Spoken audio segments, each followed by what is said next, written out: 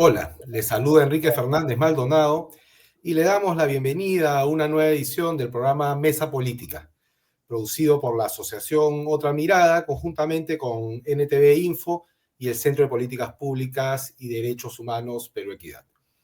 Estamos a pocos días de que se cumpla el primer mes de mandato del presidente José Gerí, nombrado por el Parlamento, luego de que esta institución del Estado, este poder del Estado, vacara a la expresidenta Dina Boluarte por una serie de razones vinculadas más con el cálculo político que por razones objetivas, que nunca faltaron durante su gobierno, solo que en el contexto de las protestas sociales que se iniciaron en el mes de septiembre, ya era bastante costoso mantener, por lo menos de manera pública, este cogobierno entre el Parlamento y el Ejecutivo. Para conversar sobre la coyuntura política y el proceso electoral que ya comienza a calentar motores, nos acompaña en esta oportunidad el abogado y politólogo Juan de la Puente, que también es docente universitario y que suele compartir con sus seguidores el análisis político de la coyuntura, de los procesos del país y la región. Juan, muchas gracias por estar con Mesa Política. Gracias, muchas gracias, Enrique. Quisiera iniciar esta conversación, Juan, solicitándonos que nos hagas una caracterización del actual gobierno de José Gerí. En el debate de estos días hay dos posiciones que señalan, por un lado, que esta es una continuidad del cogobierno, o mejor dicho, del gobierno del Parlamento sobre el Ejecutivo, que viene desde la crisis de fines del 2022 e inicio del 2023, pero también hay quienes señalan que Gerí quiere imprimirle un toque, una impronta personal a este gobierno, distinguirse de los que lo antecedieron y marcar un derrotero distinto. ¿Cómo podríamos adentrarnos en una caracterización del actual gobierno a poco menos de un mes de vigencia? Yo diría es las dos cosas, es decir, es al mismo tiempo continuidad, pero también es una acentuación del gobierno del pacto. A diferencia de su antecesora, Gerí es un presidente que al mismo tiempo es presidente del Congreso, de modo que estamos, y además elegido por sus amigos, a diferencia de Sagasti, que fue el único presidente del mundo elegido por sus enemigos. Presidente Gerí es elegido por sus amigos y entonces es un presidente del Congreso, de modo que lo que tenemos hoy día es un gobierno parlamentario que se ejerce directamente sin intermediarios. Lo que rodea eso puede tener alguna pista que nos diga que hay una personalidad original del señor Gerí, pero tengo la impresión que eso es adjetivo. Puede darle puntos, puede bajarle puntos en la aprobación, pero no modifica su esencia.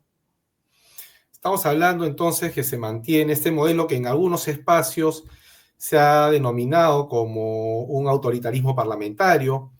Incluso el New York editorializó hace unos días que Perú es un ejemplo de lo que pasa en muchos países de dictaduras parlamentarias.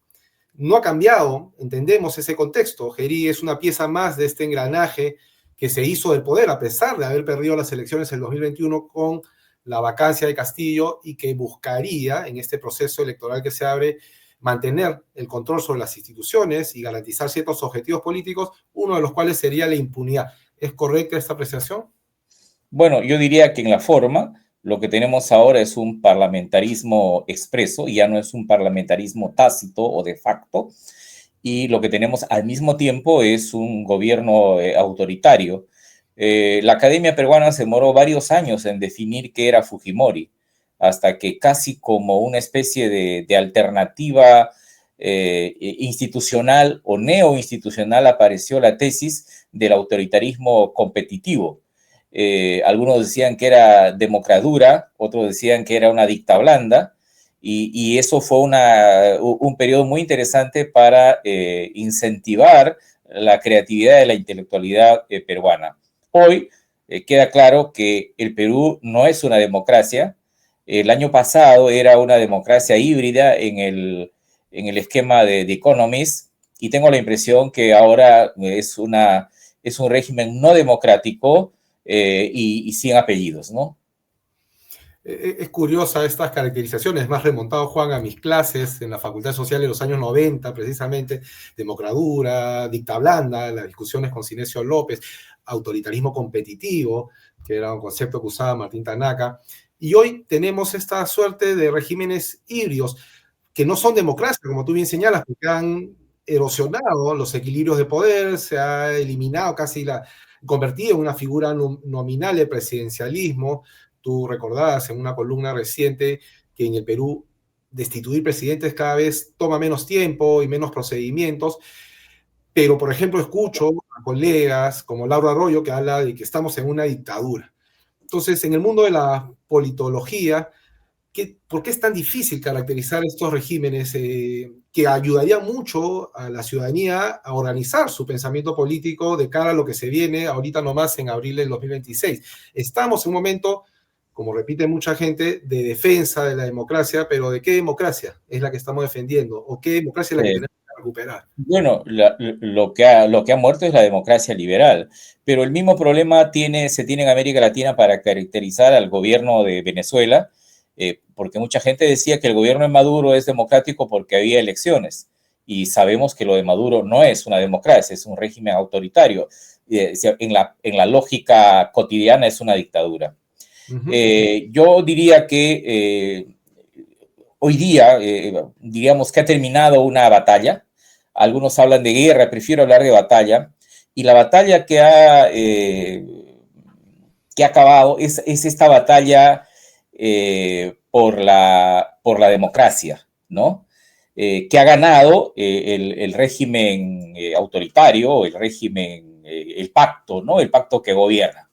Eso me parece que es claro. O sea, pueden decir que todavía estamos en una democracia. De hecho, lo dicen los representantes del pacto. Y entonces, el 2016 empieza lo que denomino yo la guerra por la defensa del Estado democrático, ¿no? Esta guerra por el Estado, que es una guerra por las instituciones, la ha ganado el pacto. Gerí es la expresión más pura de eso, más incluso que la señora Boluarte. Y la que tenemos ahora por delante es una guerra en defensa de otra cosa más grande, que yo diría que es la defensa de la sociedad democrática y plural. Es una batalla, yo diría, distinta, que tiene que ver con las elecciones que vienen, sí, pero ya no solo está en discusión quién gobierna las instituciones. Interesante esta metáfora que usas de la batalla, y me hace acordar un título de Javier Marías, Mañana en la batalla, piensa en mí. Y mañana es el abril de 2026.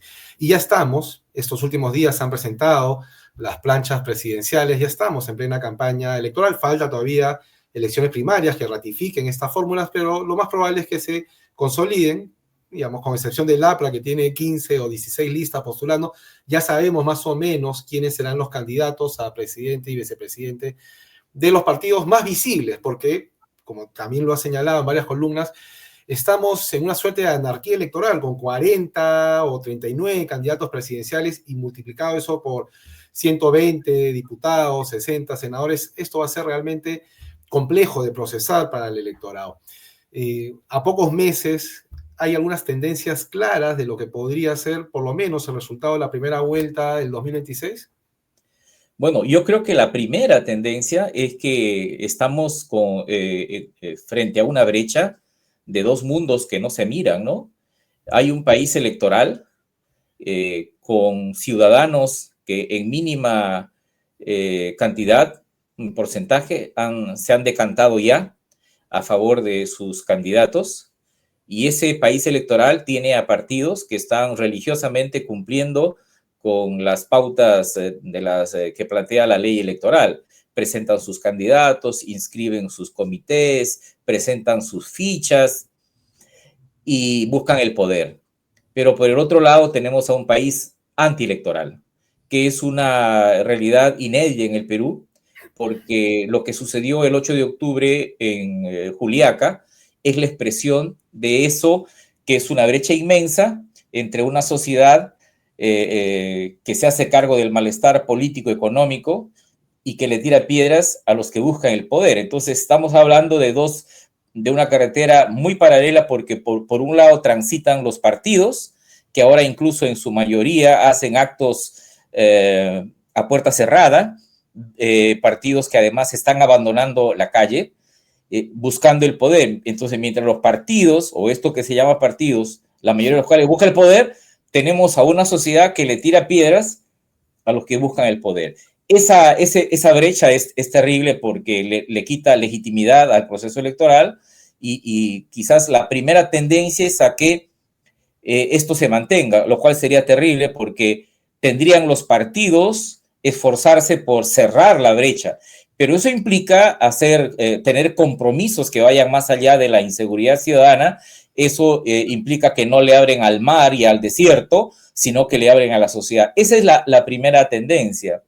Y yo diría que la segunda es esta guerra bastante fratricida en la derecha y ultraderecha. Freud hablaba del narcisismo de las pequeñas diferencias y se refería a que los que se parecen pueden ser tan adversarios y enemigos como aquellos que no se parecen.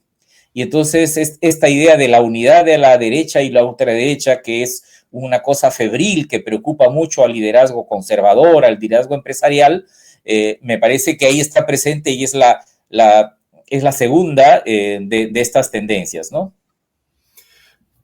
Ha sido generoso al llamar a las agrupaciones políticas partidos, porque si los cotejamos con las definiciones clásicas de partido, creo hoy que estamos frente a cualquier cosa menos a una organización con una ideología definida, con cuadros, con, digamos, roles internos, cosa que difícilmente se puede encontrar en un número sustancial de organizaciones que están postulando, que además, como ya lo sabe la ciudadanía, en gran medida son aventureros políticos que están buscando medrar o beneficiarse del Estado. Y lo otro que tú señalas es que en contextos adversos las fuerzas políticas pueden terminar, digamos, alineándose en torno a, digamos, candidatos que puedan preservar sus intereses generales. Y en el caso de la derecha, hoy por hoy estamos viendo una disputa entre sus principales referentes, pero probablemente en una segunda vuelta terminen alineándose con algún candidato que represente alguno de sus, digamos, intereses como agrupación. Tafur decía que es probable que en este escenario lleguen dos candidatos radicales que podrían ser tranquilamente de izquierda en el país. ¿Tú ves eso como una posibilidad, que hayan candidatos que representan a los extremos y que el centro se licúe, que es algo que preocupa sobre todo a los sectores democráticos, ¿no? Bueno, lo que yo veo es que las encuestas dicen una verdad, pero que es una verdad que tiene un trasfondo preocupante que debe también decirse. Si uno mira las encuestas, los ciudadanos que se han decantado en su voto, los que han decidido votar, son en una proporción muy importante los que son de AB, los que están interesados en política, los que se declaran conservadores o se declaran de derecha, y en algunas grandes ciudades, incluyendo Lima. Por eso se entiende que varios de los que figuran en las primeras ubicaciones de la intención de voto sean candidatos de derecha. Y también es cierto que hay por lo menos entre el 55 y 60% de peruanos que no se han decidido. Y entonces se va a producir un desembalse. La discusión está si ese desembalse se va a producir 3 o 4 meses antes de las elecciones o se va a producir 20 o 30 días antes de las elecciones. De manera que la incertidumbre de la ubicación sí es un problema, pero no creo que ese problema está relacionado al eje derecha-izquierda, que es el eje que plantean algunos partidos de la izquierda, sobre todo los partidos de la izquierda clásica, o el eje entre Asamblea Constituyente y no a la Asamblea Constituyente. El eje intentó ser desplazado o fue desplazado de algún modo en los primeros meses de este año hacia el eje caviar-anticaviar, sistema-antisistema, ¿no? Pero las marchas desde el 13 de septiembre han desplazado este eje, están instalando otro eje que es corrupción, anticorrupción, democracia, no democracia, malestar, no malestar, digamos, porque el malestar no solo es político, sino principalmente económico. En ese contexto, plantear que la discusión, el riesgo sea que los candidatos de la antisistema lleguen a la segunda vuelta, es una ficción, porque yo diría que los candidatos del antisistema están en el Parlamento ahorita, son los candidatos del pacto. Si uno lee el comunicado del Consejo Fiscal, es obvio que los antisistemas están en el Parlamento, no están en el centro, en el sur del país y en la periferia del sistema político. Y por eso creo que con la caída de Boluarte, con la instalación de un gobierno abiertamente parlamentario, sin intermediarios, el eje democracia, no democracia, corrupción, no corrupción, abuso de poder, no abuso del poder, se instala y entonces no sabemos quiénes llegarán a la segunda vuelta, pero yo estoy seguro que no se repetirá lo que fue planteado en las elecciones del 2001, del 2005, del 2006, de 2011. Podría ser que aparezcan, como el 2016, dos personas del modelo, pero podrían ser también dos personas que no son del modelo. Eso habría que ver, porque sí, se dice que Castillo era de antimodelo, pero el gobierno de Castillo, que duró 1 mes y 4 meses, no hizo ninguna reforma contra el neoliberalismo. La única propuesta, que era la reforma tributaria que planteó Pedro Franqui, no fue respaldada por el presidente. Yo agregaría, solo para no dejar suelta esa nota al pie, que digamos, una agenda antineoliberal de Castillo fue la Agenda 19 en trabajo, pero en general es un gobierno que fue más de continuidad que de otra cosa.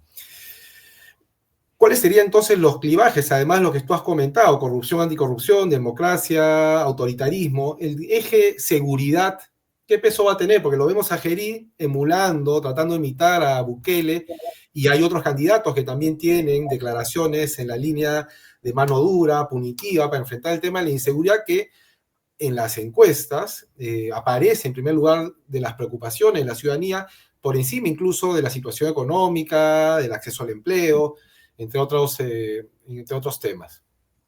Bueno, yo creo que el nivel de la crisis que tiene el Perú hace que en este momento no podamos producir un Bukele. Quizás podríamos producir 1/4 de Bukele o 1/10 de Bukele. Y entonces la postura de Gerí, camisa arremangada, pantalón arremangada, fotografiándose en las cárceles, yo diría, usando el lenguaje cotidiano, quema, desgasta el modelo Bukele, que es mucho más que la forma. Ahí hay un contenido profundamente autoritario, de seguridad, de seguritización de la vida de un país. Entonces, podría ser que lleguemos a las elecciones donde lo aparentemente radical, que es gatillo fácil, estados de emergencia, a la gente no le parezca suficiente. De hecho, yo diría que hasta en el lenguaje, varias personas, o varios actores políticos dicen que no es suficiente el estado de emergencia y todas estas leyes que favorecen la impunidad de la policía y de las Fuerzas Armadas. Pero a diferencia de lo de Bukele, aquí tenemos una sociedad y un territorio, a diferencia de El Salvador, mucho más grande. El Salvador tendrá ¿cuántos? 2, 3 economías ilegales. Nosotros tenemos entre 12 y 14 economías ilegales que se han integrado verticalmente y yo creo que las condiciones son distintas. Pero si la pregunta es que ganará aquel que proponga una salida profundamente autoritaria, de mano dura, de gatillo fácil frente a las elecciones, ya no estoy seguro, porque también la gente ha empezado a mirar a los que proponen eso como candidatos del pacto. Y entonces, frente a la gente, yo no sé si tendrá más efecto su identidad de ser candidatos del pacto o esa promesa de mano dura. Porque al fin y al cabo, yo diría que hablando ya de proyecto, la diferencia de esta elección con la del 2000 es que en el 2000 estaba en discusión la reelección de una persona, que es Fujimori, y un proyecto. el neoliberalismo en sus condiciones. Mi impresión es que aquí no está en discusión la reelección de una persona y tampoco en la discusión de un modelo, ¿no? Porque el modelo no existe. Aquí lo que está en discusión es la reelección de un pacto que no tiene una idea clara de país, por lo tanto, al margen de quién sea presidente. Las condiciones han cambiado bastante y entonces yo no estaría seguro que, siendo lo de seguridad ciudadana un elemento central de la discusión, sea determinante a la hora de votar. Tú has señalado, las condiciones han cambiado y hace un tiempo se viene discutiendo que la política electoral ha dejado de ser programática y de estar regulada o digamos, orientada por corrientes ideológicas políticas y más bien que reposa mucho en la emotividad. Y tú has señalado que esta salida política a la crisis que llevó a la vacancia de Boluarte se debe en gran medida a una sensación de miedo. Y ha citado a Gonzalo Portocarrero para señalar que el miedo está en las clases subalternas frente al dominio y al abuso de las élites en el poder, y también está en las élites frente al desborde popular y al caos que pueda generar, digamos, un estallido desbordado. En estas elecciones, para ir terminando esta conversa, Juan, el peso de la emotividad para responder a lo que está en juego, a la continuidad de este pacto mafioso, como se le ha llamado, o a la posibilidad de un cambio regenerador de la política que no sabemos a ciencia cierta por dónde va a venir. Bueno, hablando desde la esperanza, yo lo que aspiro en primer lugar es a que este país electoral se reconcilie con el país antielectoral. Eso le daría más certidumbre al futuro en el mediano, corto y largo plazo. Lo segundo es que creo que a diferencia de los deseos de las élites peruanas y el pacto, el eje de la discusión no es sistema antisistema, y esa es una ventana de oportunidades para que se afirme una propuesta de recuperación de la democracia, pero no solo con cambio político y cambio económico. El Perú vive una especie de pandemia institucionalista o neoinstitucionalista que nos dice que el asunto está en las instituciones, como si el malestar solo fuera político, y mi impresión es que el malestar es principalmente económico. Hablábamos del centro hace algunos minutos, y una de las razones por el cual se ha hundido en el Perú el centro desde el 2016 y con mayor fuerza el 2021 es que propones cambios políticos solamente y no cambios en la economía, cambios en el modelo, y entonces no hablan de salarios, de empleo, de protección social, de pensiones, de salud, de educación, de territorios. Y entonces creo que esta es una oportunidad para hablar que si la lógica es de cómo resolver, el eje es cómo resolver el enorme malestar político y económico del Perú, bueno, le motive a los peruanos el interés por un grupo que plantee esas dos cosas en su conjunto. Bueno, veremos si es que hay margen para ese debate programático de miradas y visiones del país que cada vez están más ausentes de la oferta electoral que estamos, digamos, registrando por el momento, y que la ciudadanía pueda tener ese rapto de lucidez que ha aflorado en las últimas elecciones para frenar el avance de los populismos más autoritarios, más derecha, en particular los de Fuerza Popular, y podamos encontrar una luz y elementos de optimismo en el periodo que se abre. Juan, muchas gracias por estar en Mesa Política. Un gusto, gracias, Enrique. Bueno, y a nuestros seguidores los invitamos a compartir el contenido de esta sesión a través de las redes sociales que aparecen en la parte inferior de su pantalla, y con nosotros será hasta una nueva oportunidad.